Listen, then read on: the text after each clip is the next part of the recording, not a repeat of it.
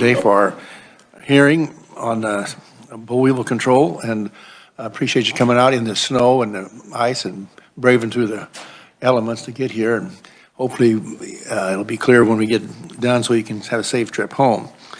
You might notice that a special guest on your desk is in a little plastic bottle is a real boll weevil. So if you're like me, I've never seen one until just this topic came up here this fall, and so this is what this program is about: is how we monitor boll weevil in cotton crops. So we will begin. I'll open the hearing and on House Bill 2559, and we will ask for the reviser who is on WebEx. Tamara, are you there? Yes, Mr. Chairman. Good morning. Good morning. Okay, we're ready to hear from the reviser on 2559. So. House Bill 2559, as amended by House Committee, would establish the Kansas Cotton Boll Weevil Program. Section 2 of the bill would provide definitions for certain terms used throughout the Act, including the terms cotton pest and grower. Section 3 would establish the Kansas Cotton Boll Weevil Program and a board of directors to administer and implement that program. The board of directors would consist of 5 voting members and 3 ex officio non-voting members. The board of directors of the Kansas Cotton Association would submit 7 nominations to the Secretary of Agriculture, who would appoint the 5 voting members from those nominees. The ex officio members would be the Dean of the College of Agriculture of Kansas State University, the Secretary of Agriculture, and the Chairman of the Kansas Cotton Association, or the designee of any of those persons. Section 4 would provide for the powers of the Board of Directors. You can see those on page 2 of the bill, starting in line 28. Those powers include establishing and implementing a cotton pest monitoring plan, which would include the development and distribution of educational materials, the authority to enter private property and inspect cotton fields for cotton pests, and set and monitor traps. The board could appoint an administrator who could appoint other personnel as necessary. The board would also be authorized to enter into contracts, including for the collection and assessment levied under Section 6.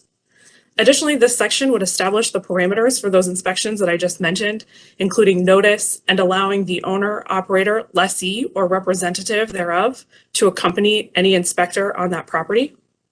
Section 5 would authorize the board to develop an eradication plan if the presence of boll weevils or any other cotton pest was discovered in the state. The plan would be implemented in coordination with the Secretary of Agriculture. Section 6 would establish an assessment levied by the board not to exceed $2 per cotton bale. The assessment would be levied on a grower at the time of deposit at the cotton gin and be remitted to the board as provided in subsection B1 and B2, and you can see that on page 3 starting in line 24. All monies collected from the assessment levied could only be used for the purposes of the Act. Section 7 states that any violation of the Act would be a Class C misdemeanor.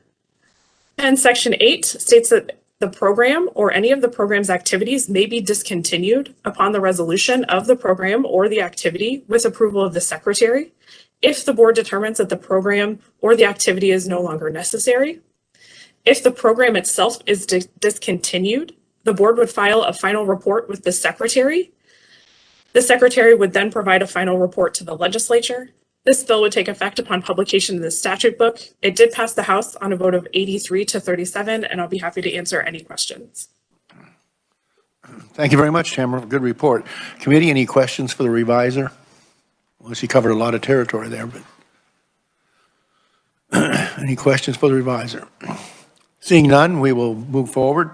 We'll begin with proponent testimony, and we will start with Kelsey Olson, Deputy Secretary of Kansas Department of Agriculture, on WebEx. Good morning, Chairman Kirshen and members of this committee. My name is Kelsey Olson, and I serve as the Deputy Secretary of the Kansas Department of Agriculture. Thank you. I want to say thank you for letting me provide testimony remote. I'm at home with my kids playing in the background in the snow, so I do appreciate the virtual option. The Kansas Department of Agriculture is a proponent for 2559. The cotton industry is one of the key sectors that we continually monitor and discuss at our annual Ag Growth Summit.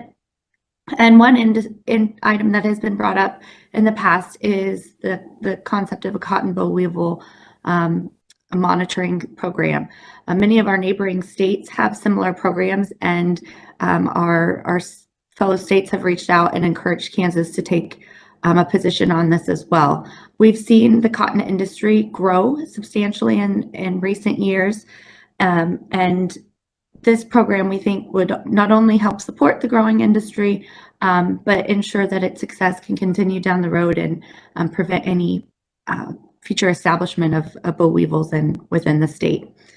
The secretary is identified as the revisor mentioned in a number of duties, and as indicated, we would certainly be happy to fulfill those roles as necessary for this bill and the continuation of this program. So thank you for the opportunity to provide testimony, and I will stand for any questions. Thank you very much. Any questions for Kelsey? Senator Francisco. Thank you, Mr. Chair. I'm wondering if you can give me any understanding of why the House amended the bill to change the elections to appointments. And I'm asking that just because of some concern that, once you're on the board, then the only way to sort of get on the board after that is to be nominated by board members, and it seems a somewhat insular process. I do apologize. I was not at the hearing in the House side. I would defer to perhaps someone who might be in the room there or else on WebEx that was there to provide that information at this time. So I apologize. I don't have that answer at the moment. I think we can perhaps get that later from. I will follow up with that and provide that. Shahir, did you have was you going to, okay, that's why I call on Shahir Stafford to come up and explain that. Shahira Stafford with the Kansas Co-op Council. The way that came about is the day that the bill was supposed to be on the House floor, there was a clear brief that was provided for legislators that had some concern on the constitutionality of having a non-elected person appoint members to this board. And so we worked with the attorneys at Clear and decided that having the Secretary of Agriculture do that would fulfill that that concern, would appease that concern. So that's where that came from. Does that answer your question? Why that amendment was changed? Thank you, it does. But so I understand the idea that the Secretary of Ag is going to appoint them from a group of people, but I guess my concern would be, why is it just the board that's submitting the name as opposed to an election of the members, to elect 7 names and then 7 names be put forward? Does that make any sense? Right now, the way it works, the board, every time there's a vacancy, the board submits 7 names. But once you've started on this board, the only way to be a member of the board is get the approval from the sitting members of the board. So the association itself doesn't have the opportunity to elect their members. Well, from what I understand, the people that the Kansas Cotton Association would present to the Secretary of Ag are going to be cotton producers. There's a seat for someone from the Kansas Department of Agriculture and K-State Ag. So I believe the association would be able to recommend to the secretary, if there is someone that needs to be replaced. Was that your concern? I'm sorry if I misunderstood that. Okay, it's that not the association is recommending, but the members of the current board are Yes. recommending.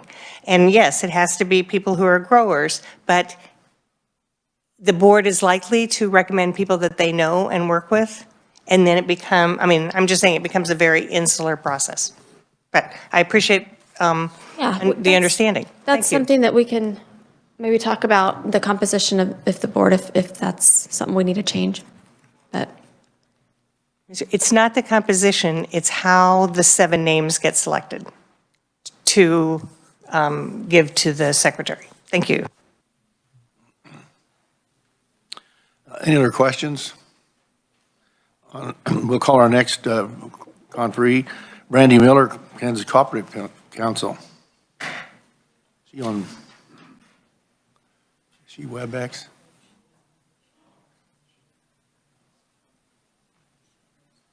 Oh, okay. Okay, all right. Thank you very much. I'm understanding that, Shahir, you're taking the place for Brandy? Okay. Okay. We'll call on, our next would be Rex Friesen, Southern Kansas Cotton Growers Cooperative. Welcome to the committee, Rex. Thank you. Good morning. Thank you for the opportunity to be here today. My name is Rex Friesen. I serve as crop consultant and public relations representative for Southern Kansas Cotton Growers and to assist the Kansas Cotton Association needs. I worked as an integrated pest management extension agent in cotton in Southwest Texas for 5 years before coming to Kansas in 2000. Thank you for allowing me the opportunity to provide testimony in support of House Bill 2559 to establish the Kansas Cotton Boll Weevil program. This bill gives us the tools we need to carry out the mission of maintaining a boll weevil-free state. In modern history, limited acres of cotton have been produced in Kansas from the early 1980s.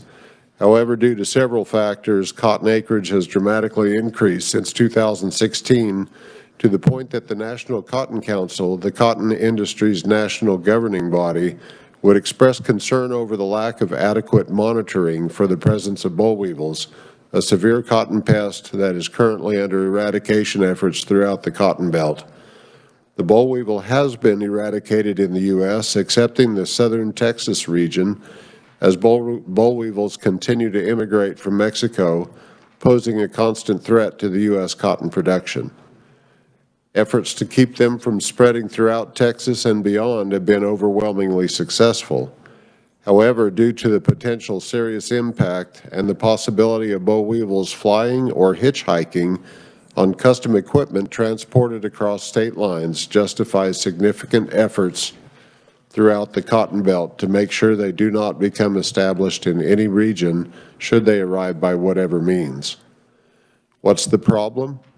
Kansas needs an independent, self-funded organization to manage trapping and associated tasks to guarantee the rapid detection and response to any boll weevil infestation should it arise. This bill will formally create the entity Kansas Cotton Boll Weevil Program to be governed and directed by producer stakeholders, authorize the collection of fees, trapping, monitoring, and treatment if needed.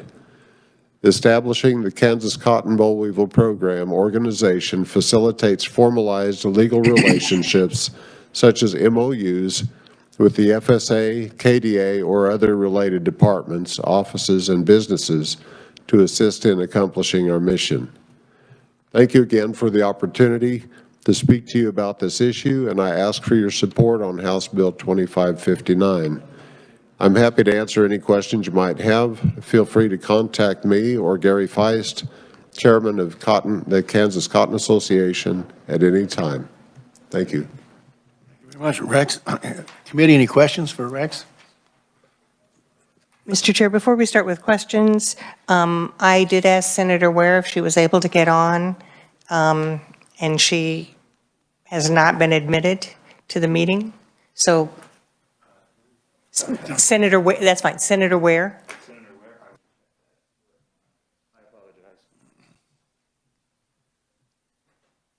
And that's fine. I just wanted to make sure. This is Senator McGann. I'm just letting you know in case in case you need a quorum. We heard it. Thank you, Senator. We appreciate that. Yeah, this is Senator Reichman. I'm on also. Senator Reichman, you have a question? No, No, no. we're verifying everybody's on there, okay. Okay, Senator Straub, can you hear us? Are you there? Yes, sorry, Okay. I'm here. There you go. Thank you. I do have a question. Exactly how many, and thank you, Mr. Friesen, for being here. Yes. I do have a question. You had mentioned that the number of cotton growers in the state of Kansas have increased since 2016. Exactly how many cotton growers do we have? And how many of those cotton growers are members of the Cotton Growers Association? Well, I'm going to have to defer that one to Gary Feist. I think he'll have a much better idea on the answer to that than I do, if I can. Yeah, you sure can. Welcome to the committee, Gary. Thank you, and appreciate you letting us be here. I'm Gary Feist. I'm chairman of the Kansas Cotton Association, also the GM of Southern Kansas Cotton Growers, and I'm also a cotton producer. I don't know that I can come up with that number, but I know at our gins we have like approximately 90-some producers that come to us, and we're probably the highest number by far because we do a little more than twice what the other two gins in Kansas does. And besides that, the Western Kansas growers are a lot larger growers than ours. Our average size grower is probably 600 acres, where you get in Western Kansas, they're a lot larger. So that I can get a number from the other two gins. I don't have that. Okay, thank you. And then one follow-up question, if I may. Could the Kansas Cotton Association, could they implement this program voluntarily? The Boll Weevil program is what you're talking? Yes. Yeah. Could the Okay. association run a similar type program independently and voluntarily by membership?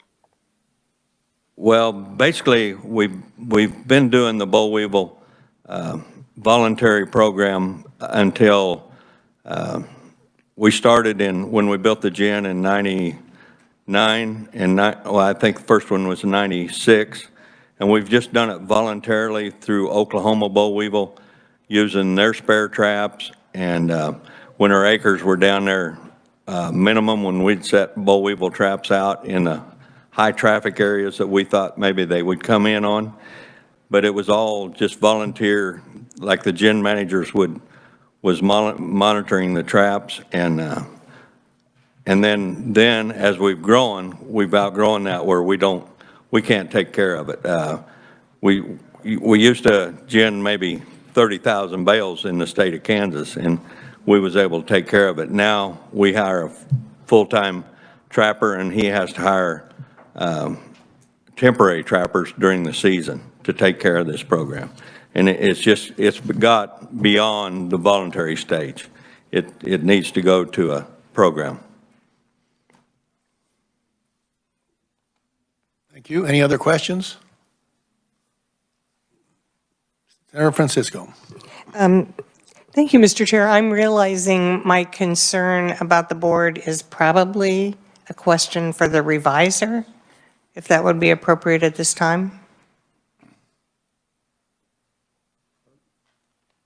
And that's, or maybe I can ask people here, do we now have a board of directors for the Kansas Cotton Boll Weevil program now? Is there an existing board of directors? We do not. We've got a list of potential board members that we'd like to put on, and it's kind of like our Kansas Cotton Association board members. We've kind of tried to get the numbers evenly spaced with the production.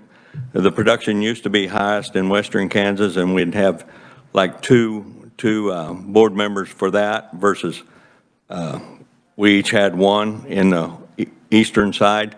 So we're trying to keep the key people from all the areas to be board members, and we're pretty aware of who's active and who knows what's going on in the cotton industry and the gins.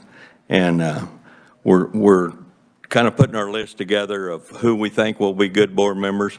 And we want to segregate this board from Kansas Cotton Association. And I think once Shahira can get more into this detail, I'm not very knowledgeable on some of this stuff, but our intention is to have this board completely separate from Kansas Cotton Association. It'll be its own, but it will, as I understood it, it'll kind of come from the bylaws that it'll be elected from the Kansas Cotton Association, this board member. Once we get in a cycle, we've got to appoint them the first time because we don't have no way of electing them. So, I'm sure the Department of Ag, they're very well who's active in the 3 gin companies in Kansas right now. They're the ones that's come up and met with the Department of Ag several times on different issues. Did that kind of answer your question, or? That did answer that there's currently not that board in No, we don't existence. have board. So I do have a question for the reviser, because this bill says that after the effective date of this act, the Board of Directors shall submit 7 nominations.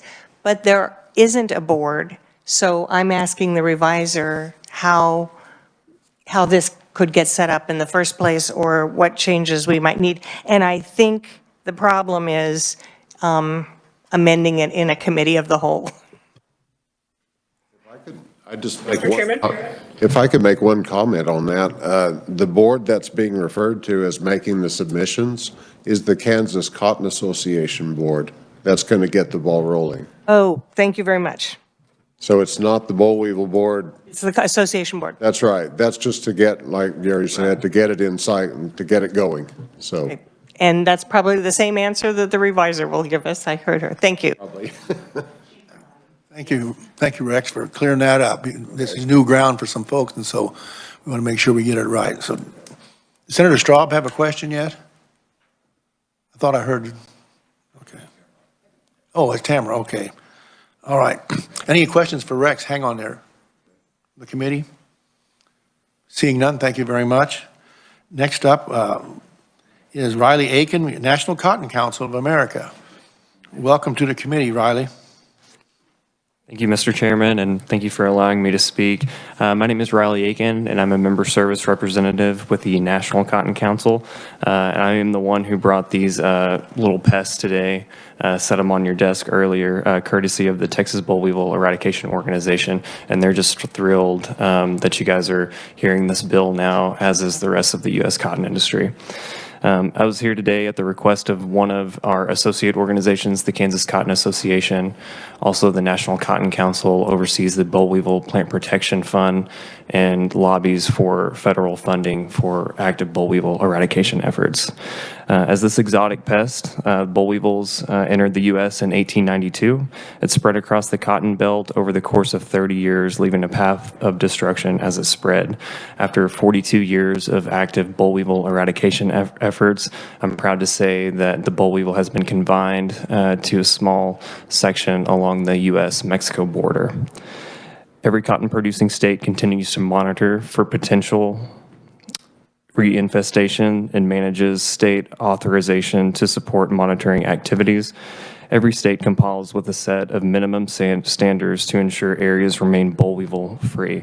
Every state stands prepared to respond to a boll weevil reinfestation, with the exception of Kansas, which is what we're hoping this bill will fix. It's worth noting that Kansas did not have cotton production during the years leading to boll weevil eradication efforts, yet today cotton is expanding in Kansas. We have 4 modern gins and 2 warehouses in the state. It's also worth noting that Virginia and North Carolina, once crippled by the presence of boll weevil, have been boll weevil free longer than Kansas has been in cotton production, yet all states, including these 2, maintain a minimum standard monitoring system, authority to access and treat any infested fields, and a response plan in case boll weevil is detected. All these post-eradication efforts are state responsibilities. For a large-scale boll weevil outbreak in Kansas cannot be effectively managed by producers alone. The Kansas Department of Ag having the authority to spray acres infested with boll weevils is an essential piece to an effective boll weevil eradication program. And part of these minimum standards, I believe it was Senator Straub who asked the question earlier, if the volunteer program could continue to manage boll weevils effectively themselves. Without the Kansas Department of Ag having the authority to go in and spray infested acres, it would be really hard to manage a boll weevil infestation. The chemical typically used to spray for boll weevil is ULV malathion, and the EPA has labeled it for private and commercial use. You can only apply that 3 times during a growing season.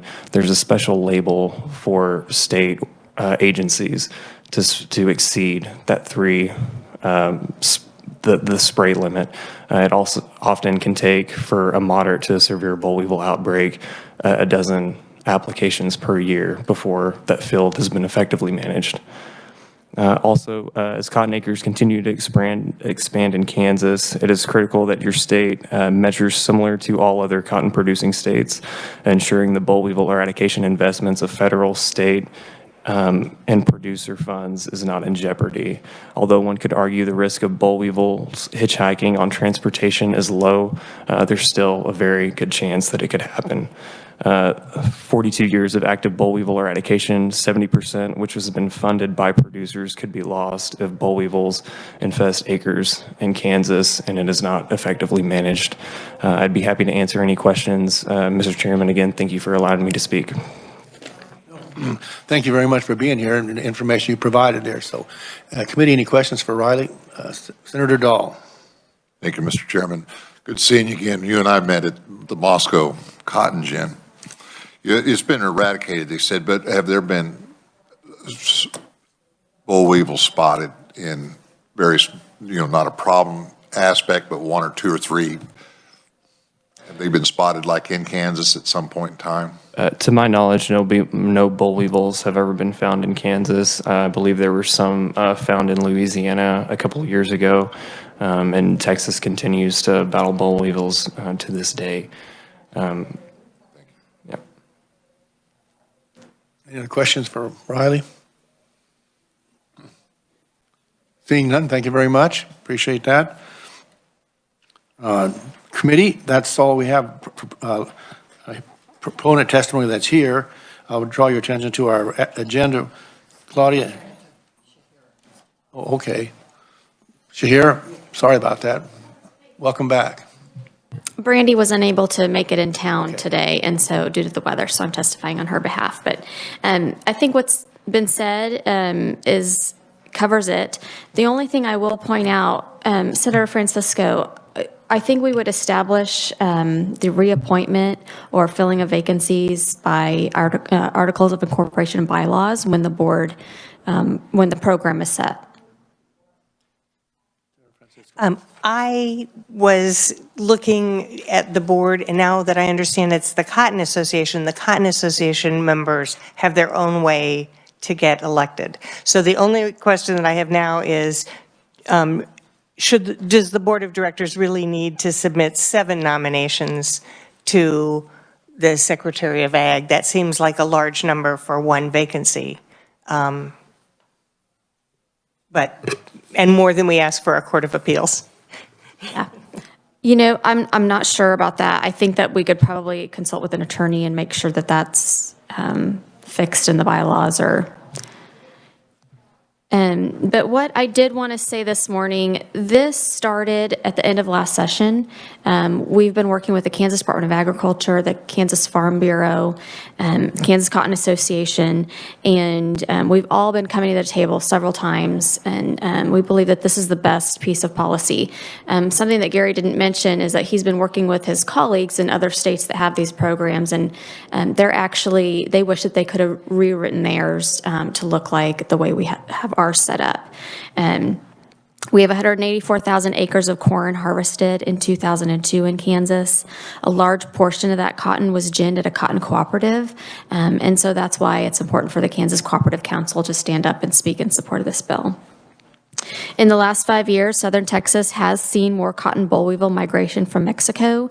A lot of the other states that have found boll weevils have been reactive, and it's kind of been too late, and there's been harm to their cotton industry. So Kansas is in a unique situation that we can be proactive and get something set up so that if there was a boll weevil found, it could be eradicated quickly before any damage to our industry in Kansas would occur. So on behalf of KCC, I could stand for any questions. Anybody else have any questions? Senator Straub, you got one yet? Yes, thank you, Mr. Chair. Just reading through the bill here, would any individual cotton grower be able to opt out of this program? No, no. Although I don't see anyone that would. There's no opposition. The producers that have been consulted by the Kansas Farm Bureau, and this is their livelihood, and they want to be able to make sure that their crops are protected. And thank you. And I understand that, and that's my question as to why the association could not implement and charge this fee at their cooperative gins and run such a program themselves independently. I'm trying to figure out why it would be state mandated that they pay this fee. So the reason why we need something in statute is twofold. Because we would have a formal monitoring program that would give us access to USDA data of acres planted, and so we would know where the fields are. Currently, because it's voluntary and because we don't have access to trap and spray on fields, we're just doing it in the ditches. Please correct me if I'm wrong. And this would allow us to, if something was suspected, we could reach out to the producer and KDA could get on the private property with their approval and spray. So those are the two things that KDA gives us power to do through this formal program that we don't currently have in the voluntary program. Okay, thank you, Shahira. Mr. Chairman, one more follow-up question, if I may. Go ahead. So if currently they're only allowed to trap in ditches and it doesn't allow them access onto the landowner's property without their permission, where is the problem? If all of the cotton growers are good with this and there's no opposition, why would anyone deny you access to their property? I'm going to defer to Riley Aiken with the National Cotton Council on that question, if that's okay. Go ahead.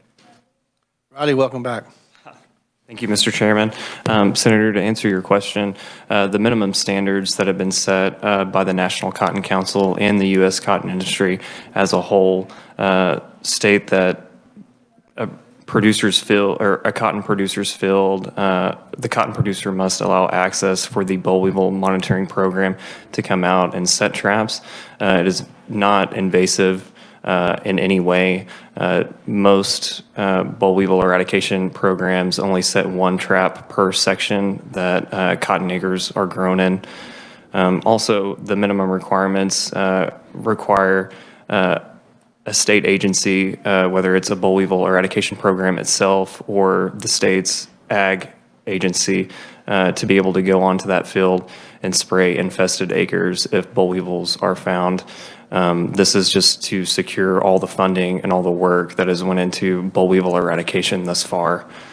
Without the ability for the Kansas Department of Ag to go onto that field and spray if boll weevils are found, I feel like a lot of the legislation is kind of a moot point. We have to have access to go in and treat infested acres. Thank you. Thank you, Riley. Any other questions? Senator Peck. Mr. Chairman, thank you. I understand we have a producer, actually, or a grower in the audience who's provided written testimony but not planning on testifying. Is that correct, Mr. Feist? That's the way it's listed. That's the way you wanted it. If it's all right with you and all right with him, since he is a producer, I would like to ask a producer some questions. Yeah, go ahead. Thank you for stepping up to the mic. I appreciate it. I'm over here to your left. Oh, there you go. Come on. Yeah, you're wondering where's all that noise coming from? It's coming from everywhere today. I'm better off in a cotton gin than I am in a cotton field. I understand, but my questions go a little bit along the lines of the questions of Senator Straub.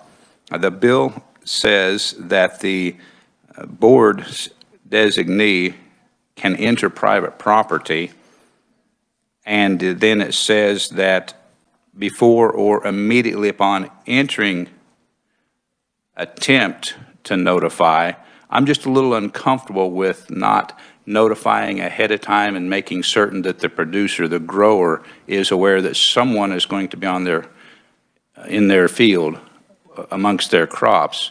And so I'm wondering if it would be preferable to you, and feel free to speak openly here, as a producer, as a grower, to make certain that you don't have a government bureaucrat person coming onto your property and you were unaware of it previous to them coming on, because it doesn't say that they must notify you prior.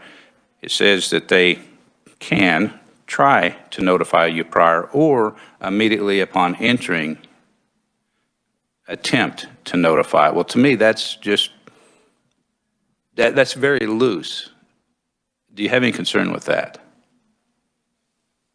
I don't, but a cotton grower is going to have a crop consultant in there once a week that's coming in all the time.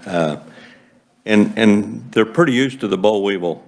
Every cotton grower is very aware of the boll weevil trapping program that we've been doing voluntarily. And I guess I can't ever see a cotton grower not wanting to protect himself from boll weevil, but if you ever would have that happen, and you do have boll weevils, I think it's imperative that they be able to go in there and spray. Or like Riley said, it's a moot point if we ever get them started here in Kansas. Then we'll be in an expensive eradication like Oklahoma was. Thank you, Mr. Did I answer that correctly? And well, not correctly, but okay, satisfying. Straightforward. Well, I appreciate that, and I agree that producers most likely going to allow. But in the United States, I just prefer that no one come on my property without previously notifying me and gaining my permission. And I'm confident there would be no issue as long as they're notified. I'm certain the grower would be glad to give permission. Now, truth, I wasn't even aware that it had that language in it. So, but they will be well aware that they're boll weevil trapping. Now, the spraying deal, I'd say that they will be getting notified. Probably they will notify them when they're going to, unless they're out of the country, I guess. Well, that's my concern, is to make certain that they will be notified. And Mr. Chairman, if I may, since we have a producer here, I'm going to ask a question because of, as far as it relates to the $2 per cotton bale, how many acres does it take to produce a cotton bale? About?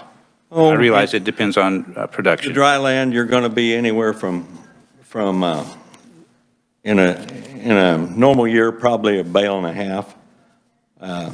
Can range from, I've raised from less than a half a bale to 2 bales. So it's pretty variable what the deal is. So I'd say a bale and a half would be pretty average. Sorry, a bale and a half per acre. Per acre, yes. Mm-hmm. And a bale's going to weigh about 500 pounds. So this is going to be, if we go with the $2 per bale, and it's a bale and a half, that's $3 per acre. I think that $2 is, if we would ever need it, I think they're 50 cents is what we're planning on charging. I understand what they're planning on charging, but you must not deal with the government very much. when it comes to government, they like to take as much as they can. And Mr. Chairman, I don't believe this will be a government program. I believe this will be a producer program. You got the Department of Agriculture. Or controlled by the producers. You got the Department of Agriculture involved. They're the oversight on it. And that's a government program. Okay.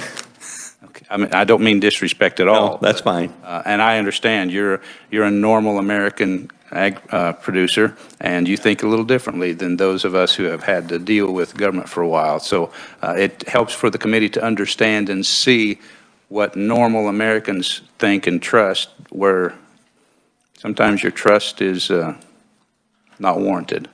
But well, I guess I'm pretty optimistic on that end of it, but our goal at the Boll Weevil deal is to get a fund in there that if we do ever have to spray, have that and set that aside,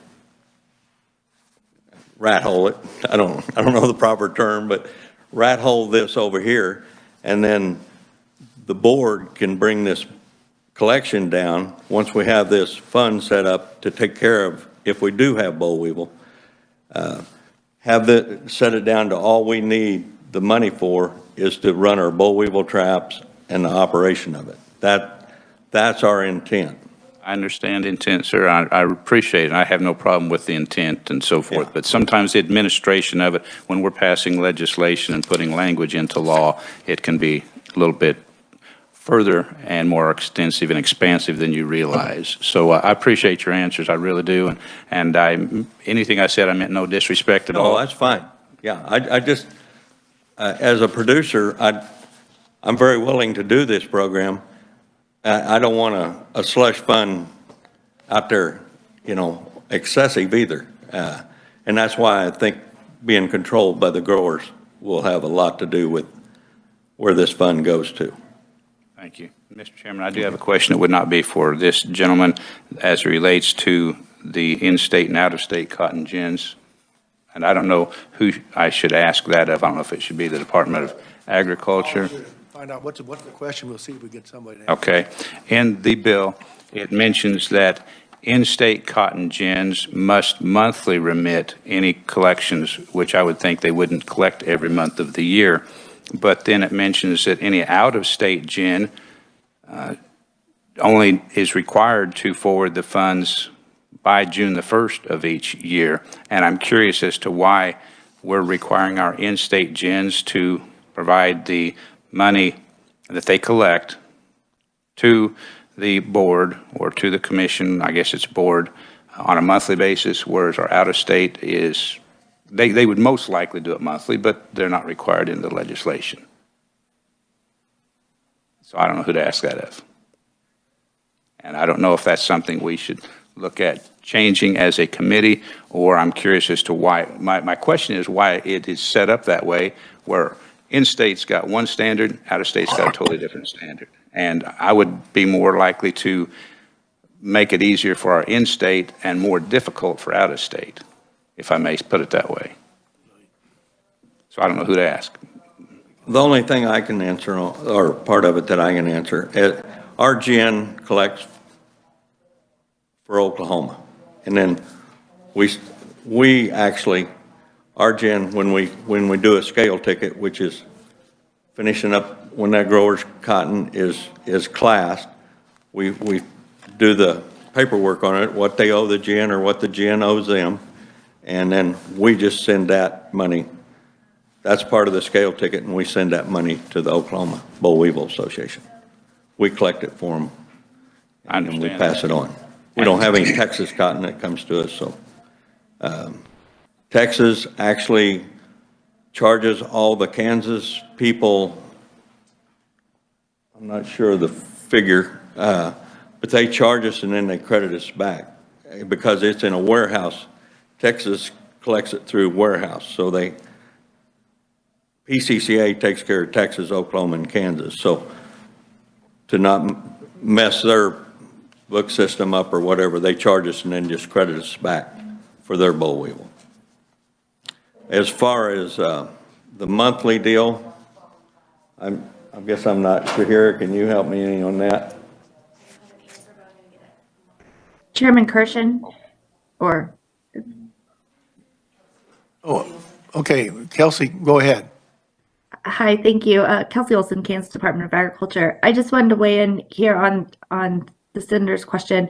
So this language, I believe, is reflective of how other similar checkoffs are administered through the Kansas Department of Agriculture, where our in-state entities provide a monthly remittance and our out-of-state are on a less frequent basis. Largely, the commodities are processed in the state, and that's where the biggest movement comes from. So that is why we have a higher frequency for remittance when it comes to those checkoffs, or that the voluntary program there. And so that would be just the language that was used was similar and would be reflective on other programs that we administer to the Department of Ag. Okay, thank you very much. Go ahead. Go ahead, Heather. Thank you, Mr. Chairman. Heather O'Hara with Legislative Research. If you would take a look at page 4 of the bill, in large B, it says remit all of the assessments collected each month to the board, and that is for the out-of-state gens. So they have the same standard as the in-state gens do. Senator Peck? Mr. Chairman, okay, so then move to C, right underneath of that. That's a new subsection. So that's for all cotton gins.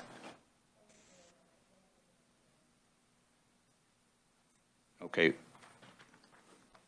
That confusing seems contradictory, Mr. Chairman, to where we require them to remit it every month, but then it says in this section C, subsection C, that each cotton gin that is required to collect an assessment pursuant to this section shall, and this section I guess is section C. I guess I need to continue reading. I didn't get read much further than that, and I underlined it and was afraid I was not going to get an opportunity to ask. But I will continue reading and see if I see any contradictions. But I had read where they were collected each month, and I guess I didn't. The way bills are put together sometimes I don't realize we're changing topics here just a little bit. All right, thank you, Mr. Chairman. Mr. Chairman, yep, there's a lot of subsections in this bill, so, yep. I'm going to refer back to earlier testimony for this committee that your proposal of a program got a compliment that they wish that some of the out-of-state one would have the program like we're proposing here. So I thank you for making a program that's workable and we can rely on. So any other questions on Senator Fagg? Thank you, Mr. Chairman. Just a couple comments. One, there's no SGF money involved in this, is my understanding, so that's a fiscal note. The other thing I noticed to Senator Peck's thing, 3 ex-official non-voting members, one of them is Department of Agriculture, so they're kind of on there, but as an ex-official status. So I don't have any problem with that. The other thing is I would say thank you to the association for being proactive about getting things ready, because usually people wait to the end and then we got a problem. Well, this way they're getting proactive and getting this lined up ahead of time. So I just say thank you to them.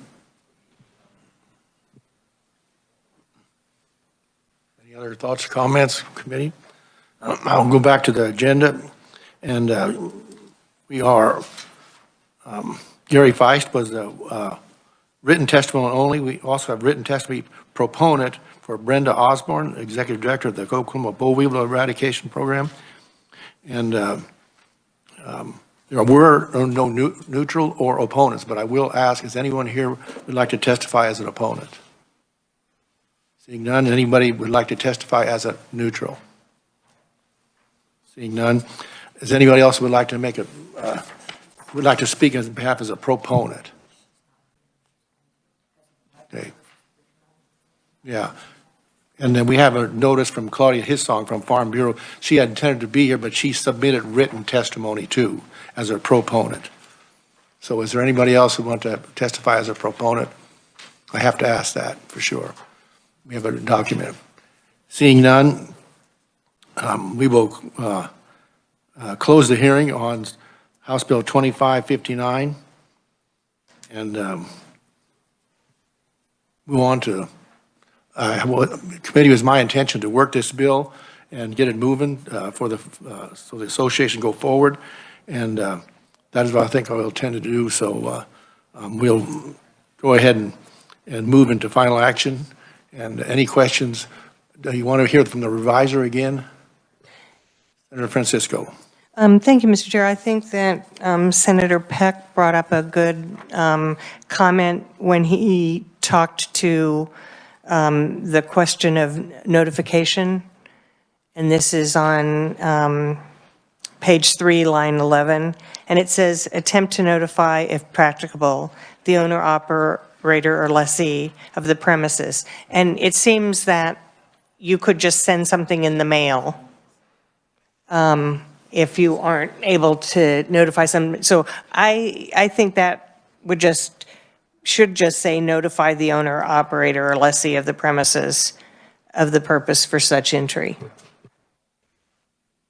And then the only other question I had was about how many nominations should be submitted to the Secretary of Agriculture. So I should have probably asked Kelsey from the department, but it seems that if the first time you have to submit 7 nominations and 5 of them are going to get picked, then it seems more awkward to submit 7 people and have just 1 get picked. But so I think if we, I don't think this would take long to work. I don't know if there's any other questions people had that we could get those amendments drawn up. Senator Dahl. I think we could address those things on the floor. I think we need to get this thing out now. Senator Francisco. I would be happy to address them on the floor, hoping that I would have some support from the other members. If we want to vote today, that would be definitely have our support, my support anyway. Senator. All right, Mr. Chairman, yeah, I have a question. Okay, Senator Straub. Thank you, Mr. Chairman. I would actually prefer that we wait until Monday to review this closer. I do have some concerns about the program being mandatory, and that any, as the conferees stated today, they don't have anyone at the current time who is opposed to this. But should there be a cotton grower come up that would be opposed, this doesn't allow for them to opt out of this program in any way. I don't see there's any urgency. We do not have boll weevils in the state. I don't even think that we have any reason to quickly push this through. I think we need to get it right, and I think we need to make sure that we're respecting private property rights and our Kansas growers. Okay, we appreciate the comments. For your information, the schedule is full Monday, Tuesday, Wednesday, and Thursday of next week. Already committed to meetings for this body. Senator Fagg, you have a question? I was going to make a motion. We're ready for that? The committee wants to make a motion? Mr. Chairman, the reason I ask for us to postpone this, I would have an amendment. I think the consensus of the committee says that we'll do that on the floor if we need it. All right, Senator Fagg. Thank you, Mr. Chairman. I would move that we pass this out favorably. House Bill 2559. There's a second? Second, Senator McGinn. Okay, we have motion and a second to pass it out favorable. And by the way, everybody can vote. We've been granted permission for the committee to vote by WebEx, and so if we can make sure we get their vote. So, Senator Peck. Thank you, Mr. Chairman. I support an overwhelming majority of this legislation. However, I'm like other members on this committee. I see that some amendments are necessary. Trying to pass legislation out of a committee and then amend on the floor frequently does not work well. And in the past, leadership has asked that we try to get legislation ready to run on the floor as much as possible. So because of that, and again, not in opposition to the legislation, but in opposition to not allowing the amendments to be discussed in committee amongst members who have heard the testimony of the conferees, I'm going to pose the motion to pass the legislation out. Thank you. Thank you. Any other Mr. Chairman. Yes? Thank you. I would echo the comments from Senator Peck. Okay. Committee, Senator Ware, on WebEx, can you hear us? Senator Ware, I got a notice that you want to speak. Yeah. Thank there you. You go. Thank you. There you go. Initially, I had my hand up to second the motion, but while I've got the floor for just a minute, and this is a little bit cumbersome, I'll go ahead and speak for just a minute. It seems to me that this is an idea that the industry welcomes, embraces, and that it makes sense. It's an investment in not having a catastrophe later down the road. I am in favor of this bill. Okay, thank you very much. Senator Francisco. Thank you, Mr. Chair. Alternatively to passing this out without any amendments, I believe that there are 2 amendments we could make in committee today. And then if there isn't an opportunity on the floor, it would go to conference. So I would make a substitute motion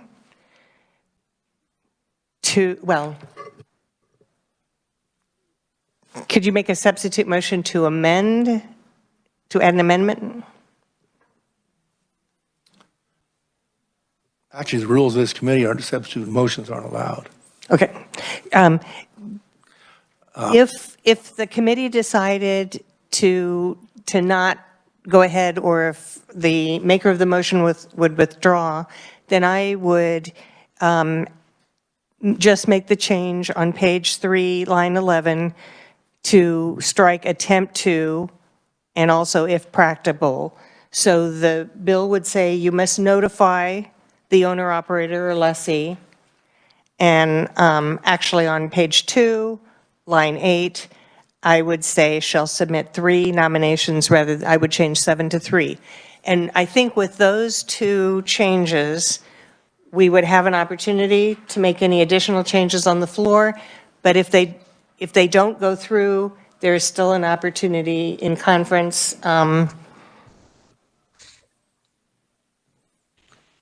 To make adjustments. We're actually, why don't we go ahead and get the votes? I mean, make it unofficial. It's the will of the committee to proceed the bill on, but we can add yours, if they want to add your amendment today yet. I don't think we can. I think if the motion is to move it out favorably, then that would move it out. It's fine. Okay. So we would have to defeat this motion and make. Well, why can't we, this is Senator McGann, why can't we withdraw that motion and then put the amendment on and then make the motion again? The only person who could withdraw that would be the maker of the motion and the seconder. You're the, Oh, are you the, do you withdraw your second? Yeah, I'll withdraw my second. Okay. Senator Fagg, would you consider that? Mr. Chairman, I do not want to withdraw. And I'll second his motion. Senator Since Dahl. she withdrew hers, I will second it. We have a motion and a second. We're going to go ahead and vote. Appears the committee will speak their mind. So we have, we'll call the roll, I guess. Who calls the roll? Okay. All right.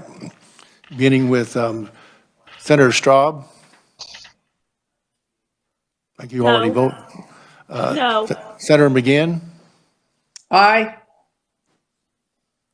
Senator Fagg. Aye. Senator Peck. Senator Dahl. Senator Francisco. No. Voting, Senator Ware. She had already said she would vote. Aye. And Senator Reichman. Aye. By my count, the ayes have it. The motion passes. And you want to be recorded, anybody? Seeing none, we will. Yes, Mr. Chairman. You wanna be I would like to be recorded, please. Okay, Yeah, I we'll- just don't feel like we've had enough time to present amendments to amend this bill in committee. Thank you. You're welcome. Committee, that takes care of our voting and committee work today. Thank you very much for your opinion and your votes. And we thank the people that came and testified on this particular issue. Appreciate it very much. And with that, we are adjourned.